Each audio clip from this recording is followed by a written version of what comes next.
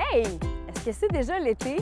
Je vous l'accorde, on a eu de la pluie, du froid, du mauvais temps, mais somme toute, l'été est bel et bien à nos portes. Et c'est la raison pour laquelle je vous fais un cours 101 de crème solaire. On a reçu à l'émission Fin PM Marie-Pierre Pagé, infirmière, praticienne spécialisée en soins de première ligne. Et ce qu'elle nous expliquait, eh bien, c'est que les rayons de soleil ne sont pas tous égaux. Il y a les rayons UVA, qui composent 95 des rayons du soleil et ils passent au travers des nuages, de la vitre et d'autres protecteurs. Il y a aussi les UVB qui composent 5 des rayons du soleil et qui sont arrêtés par les nuages et surtout responsables des coups de soleil. Ce qu'il faut savoir, c'est que les deux types font des dommages sur la peau. Et attention, la peau, elle a une mémoire. Chaque dommage provoqué s'accumule avec le temps.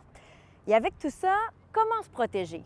Il est impératif que la crème solaire contienne du FPS, soit le facteur de protection solaire, qu'elle soit de la marque personnelle, de la supermarque ou une marque naturelle. Selon les dermatologues, c'est un minimum de 30 FPS qu'il faut avoir puisqu'elle protège la peau à 96,7 %.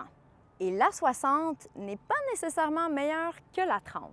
Bien, ça se joue dans des petits pourcentages. Donc, 50, FPS 50, c'est 98 et FPS 60, 98,3 Donc, si on a à choisir, des fois, ça peut être une question de coût aussi. Mais le plus important dans tout ça, vous l'aurez deviné, c'est de se crémer. C'est vraiment recommandé de se crémer aux 2 à 3 heures réguliers. On est bon avec nos enfants, pas très bon avec nous. On n'oublie rien. Les joues, le nez, le front, les oreilles et les pieds. Parce que selon Marie-Pierre, ce sont des zones souvent oubliées par les gens.